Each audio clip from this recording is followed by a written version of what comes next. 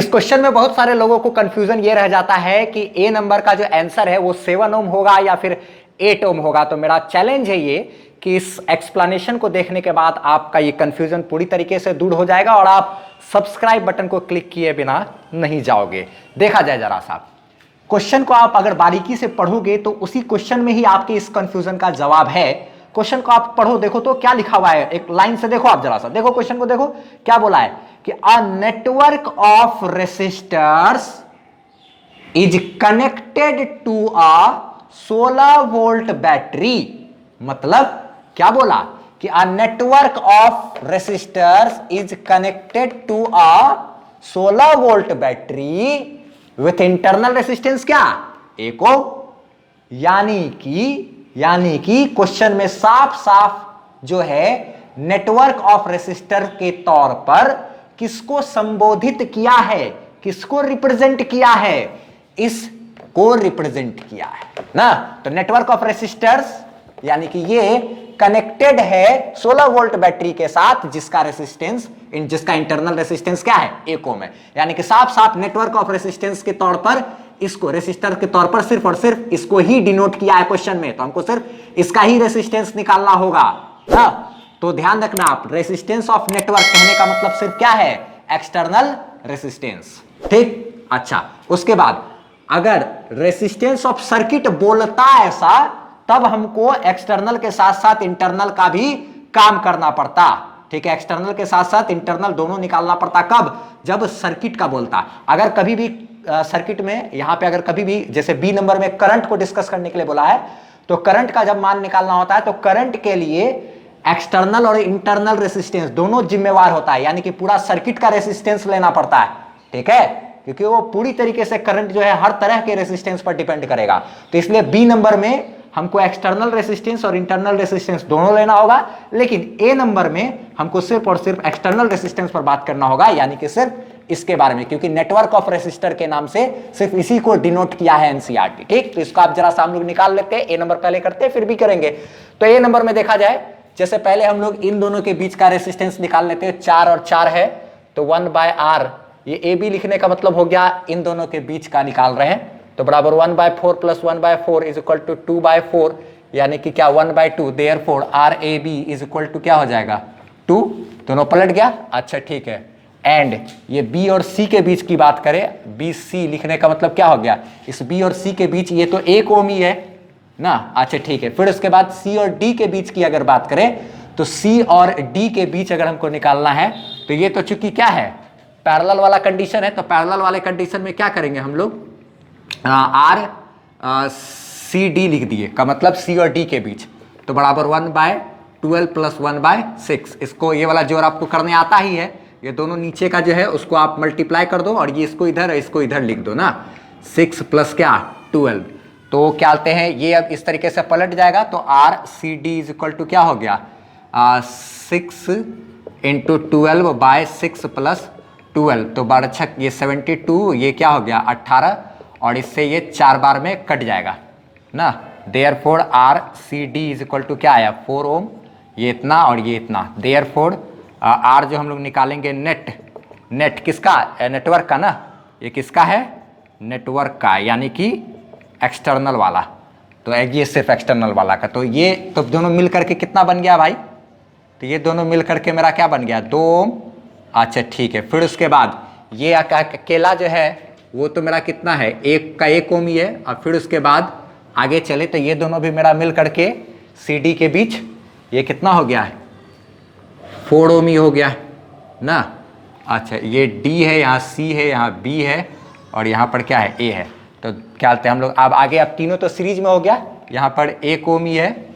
अच्छा ये 2 ओम है, 1 ओम है और 4 ओम है। तो तीनों को डायरेक्ट जोड़ देंगे तो 2 प्लस 1 प्लस क्या 4 बराबर क्या हो गया, 7 ओम आंसर। बुझे ये बात। अब हम लोग बात करते हैं बी नंबर पर। हाँ, बी नंबर में ये कह रहा है कि प्रत्येक रेसिस्टर से हमको करंट बताना है कि प्रत्येक रेसिस्टर से कितना करंट होगा। तो देखा जाए जरा सा, सबसे पहले इस सर्किट में जो नेट करंट दौड़ेगा वो पहले हम निकाल लेते हैं। नेट करंट जो दौड़ेगा वो हम लोग निकाल लेते हैं। I net is equal to, net current I is equal to क्या होता है, V/R। अच्छा ठीक है, तो वोल्टेज बटे रेसिस्टेंस, वोल्टेज या फिर हमको ईएमएफ लिखना पड़ता है, बैटरी का क्या लिखना पड़ता है, ईएमएफ। इस फॉर्मूला में हमको ई नेट बाय क्या करना होता है, आर नेट, ये असल फॉर्मूला है। तो नेट ईएमएफ कितना है बैटरी का भाई, 16 वोल्ट। और रही बात नेट रेसिस्टेंस की, तो हमको यहां पर जो रेसिस्टेंस लिखना होगा वो पूरा सर्किट का लिखना होगा। आप ये बात ध्यान रखना कि करंट जो भी चलता है सर्किट में, ये सर्किट ही है ना, इसमें जो करंट रहेगा, करंट कभी भी जो प्रोड्यूस होगा ना बैटरी से, समझ लो वो जो है, ध्यान रखना, हमेशा सर्किट के नेट रेसिस्टेंस पर डिपेंड करता है। तो हमको एक्सटर्नल के साथ साथ बैटरी का जो इंटरनल रेसिस्टेंस है उस भी तो इफेक्ट करेगा करंट को भाई। जिस बैटरी का इंटरनल रेसिस्टेंस ज्यादा, वो करंट तो कम पैदा करेगा ना, इसलिए इंटरनल रेसिस्टेंस पर भी डिपेंड करेगा हमको। और बात ध्यान रखना, एक्सटर्नल रेसिस्टेंस के साथ हमेशा इंटरनल रेसिस्टेंस सीरीज में ही रहता है। ये सबके साथ इसको ऐसे सीरीज में, ऐसा नहीं कि इसके साथ इसको आप पैरेलल में करने का कोशिश करना है, इसके साथ ये सीरीज में है।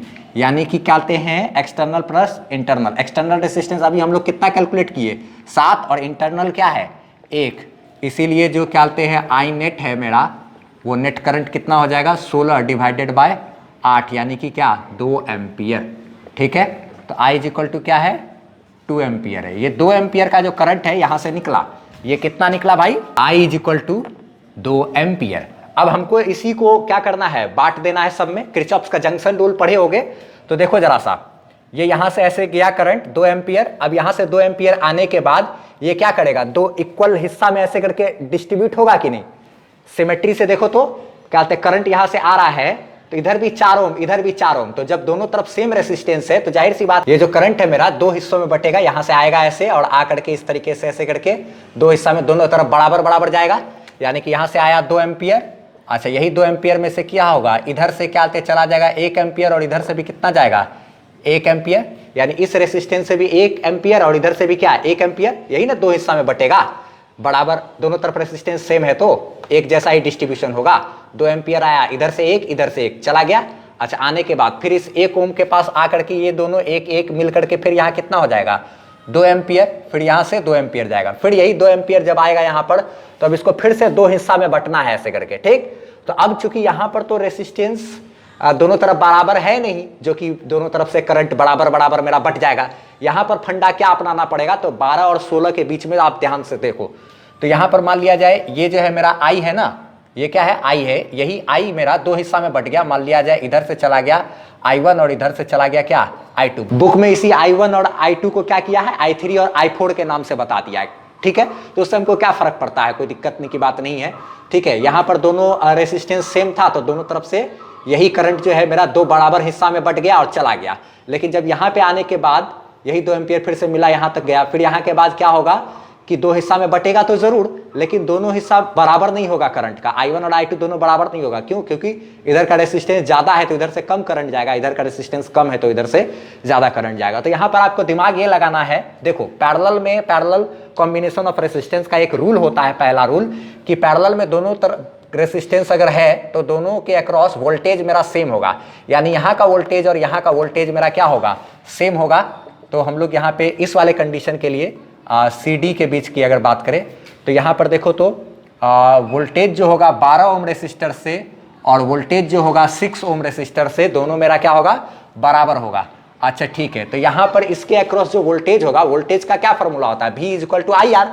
वोल्टेज बराबर क्या, करंट इंटू रेसिस्टेंस, V बराबर आई आर होता है ना।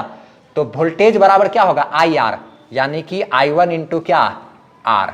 अच्छा, इधर का जो वोल्टेज है वो भी वोल्टेज कितना होगा, V बराबर आई आर। आई आर यानी कि आई करंट, इंटू क्या, रेसिस्टेंस 6। यहां से आप देखो तो एक चीज कर सकते हो, 6 से ये 2 बार में कट जाएगा, इधर से इधर काट सकते, या इसको इधर डिवाइड में लाते तब भी काट सकते थे। तो 2 इंटू I1 बराबर क्या हो गया, I2। बताओ है कि नहीं, 2 गुना I1 बराबर क्या है, I2। यानी कि I2 बड़ा है ना भाई, I1 का दुगुना है कौन, I2। I2 बड़ा है, यानी कि इधर से ज्यादा करंट गया। सही बात है, छोटा रेसिस्टेंस से ज्यादा करंट जाएगा। ठीक है, चलो आगे। अब देखो इसमें क्या है, जैसे कि अब हम लोग, ये इक्वेशन है हमारे पास। अच्छा, नाउ हम लोग एक बात तो ये भी लिख सकते हैं, I बराबर I1 प्लस I2 लिख सकते हैं कि नहीं। देखो तो यही I जो है करंट मेरा, I यही ना 2 हिस्सा में बटा I1 और I2 में। तो हम लोग यहाँ पर एक चीज देखो, I बराबर जो है मेरा, I जो करंट है वो कितना है, 2 एम्पियर है। I1 की बात करें अगर हम लोग, तो क्या कहते हैं, इसको I1 को ऐसे ही छोड़ दो, प्लस I2 की बात करें तो I2 का मान किसके बराबर है, 2 इंटू I1 के बराबर है, 2 इंटू I1 के बराबर है, तो यहाँ से क्या हो गया 3I1 और ये क्या है 2, therefore I1 is equal to क्या लिख सकते हैं, ये इसके डिवाइड में चला जाएगा तो 2/3 हम लोग इस तरीके से कर सकते हैं। तो क्या कहते हैं I1 मेरा क्या आया 2/3 एम्पियर आया कि नहीं। उसी तरीके से हम लोग अगर चाहें तो क्या कहते हैं देयरफॉर हम लोग I2 बराबर भी लिख सकते हैं। I2 बराबर क्या है 2 इंटू I1 यानी कि 2 इंटू I1 के जगह पे क्या लिखोगे आप 2/3, तो ये हो गया 4/3 एम्पियर। तो यानी कि इधर से जो है I2 यानी कि इधर से कितना 4/3 एम्पियर का करंट गया और इधर से मेरा कितना गया 2/3 एम्पियर का करंट गया। ठीक है, इस तरीके से आप आंसर कर सकते हो। और फिर यही दोनों वापस जब इधर से आएगा 2 हिस्सा में बटा, फिर यहाँ से वापस जब आएगा तो फिर दोनों मिल जाएगा और मिल करके फिर से वापस से इधर कितना 2 एम्पियर का ही करंट क्रॉस करेगा। तो यहाँ से कितना करंट गया 1 एम्पियर, यहाँ से कितना करंट गया 1 एम्पियर, ये 2 एम्पियर आया, एक एक में दोनों तरफ बट गया, फिर उसके बाद यहाँ पर फिर से 2 एम्पियर हो गया। और फिर उसके बाद क्या हुआ, यहाँ के बाद आगे जब गया तो फिर 2 हिस्सा में बटा और इधर से 2/3 एम्पियर, यहाँ से 4/3 एम्पियर हो गया। फिर से वापस गया, वापस से आकर के ये बैटरी से फिर वापस कितना, ये बैटरी के अंदर का रेसिस्टेंस है जिसको बाहर दिखाया जाता है, यहाँ से भी कितना 2 एम्पियर का करंट ऐसे करके पास कर गया। अब हम लोग सी नंबर पर बात करते हैं। हाँ, सी नंबर में जो कह रहा है वो कि ये इसके बीच वोल्टेज बताइए, ये वोल्टेज बताइए और इसके बीच का वोल्टेज बताइए। तो आप देखो पहले इसको हम लोग चाहे तो सिंप्लीफाई करके कि ये तो ऐसे लिखा जा सकता है, ये मेरा ए और बी के बीच जो रेसिस्टेंस है वो क्या है 2 ओम है, और ये तो मेरा क्या है 1 ओम ही रेसिस्टेंस है बी और सी के बीच, और ये दोनों जो है ये मेरा क्या है 4 ओम रेसिस्टेंस है। ठीक है, तो ए और बी के बीच अगर वोल्टेज चाहिए तो VAB अगर चाहिए ए और बी के बीच, तो करंट तो ये 2 एम्पियर का ना सबको मिल रहा है, 2 एम्पियर का करंट इसको भी मिला, इसको भी मिला और इसको भी मिला। तो यहाँ पर अगर 2 एम्पियर का करंट है, यहाँ पर कितना करंट है भाई, इससे ये जो 2 एम्पियर का करंट है इससे पास किया ना, तो इसको जब 2 एम्पियर का करंट मिला है तो यहाँ पर वोल्टेज कितना होगा, वोल्टेज V बराबर क्या लिख सकते हैं I इंटू रेसिस्टेंस। तो I करंट कितना इसको मिल रहा है, इसको मिल रहा है करंट कितना भाई 2 एम्पियर का, और रेसिस्टेंस यहाँ पर कितना है 2, तो ये क्या हो गया 2 इंटू 2 यानी कि 4 वोल्ट। ठीक, फिर उसके बाद अगर वोल्टेज हमको निकालना है किसके बीच, बी और सी के बीच, बी और सी के बीच, तो यहाँ पर वोल्टेज चाहिए तो इसके लिए भी फॉर्मूला I इंटू आर ना, तो I इंटू आर क्या कहते हैं, ये रेसिस्टेंस मेरा ए बी हो गया के बीच, यहाँ पर बी सी के बीच की बात कर रहे हैं, करंट तो वही 2 एम्पियर आया है, तो 2 एम्पियर का करंट इसको भी मिलेगा, 2 इंटू रेसिस्टेंस की बात करें तो रेसिस्टेंस मेरा क्या है 1 ओम यानी कि 2 वोल्ट। एनसीईआरटी बताया है कि 2 तरीके से आप वोल्टेज को निकाल सकते हो, ये वाला मेथड भी है और जो एनसीईआरटी सॉल्व किया वो वाला मेथड भी है। ठीक है, और उसके बाद वोल्टेज निकालना है सी और डी के बीच में, तो यहाँ पर इसके अक्रॉस जब वोल्टेज निकालना है तो भी हम लोग लिख सकते हैं V बराबर क्या होता है I इंटू आर ना, तो सी और डी के बीच का रेसिस्टेंस, तो करंट मेरा क्या है 2 एम्पियर, यही ना 2 एम्पियर इसमें भी पास किया, I इंटू रेसिस्टेंस क्या है 4, तो 4 दूना ये क्या हो गया 8 वोल्ट। ये मेरा क्या हो गया आंसर ये सी नंबर का। अब एक बात और सुनो, नोट करके लास्ट में एक बात लिखाया हुआ है एनसीईआरटी में क्या कि 4 वोल्ट और 2 वोल्ट प्लस 8 वोल्ट को जब आप जोड़ोगे तो 8 2 10 4 ये 14 वोल्ट ही होता है, जबकि बैटरी जो है वो तो 16 वोल्ट का बैटरी है, तो 2 वोल्ट आखिर कहाँ गया, तो बाकी बचा जो 2 वोल्ट है वो 2 वोल्ट मेरा इंटरनल रेसिस्टेंस पर खर्च हुआ है। इसके अक्रॉस अगर आप वोल्टेज निकालोगे तो V बराबर लिखोगे ना करंट 2 इंटू रेसिस्टेंस क्या 1, तो ये 2 वोल्ट आएगा कि नहीं, वही चीज़ लास्ट में नोट करके बोल दिया है।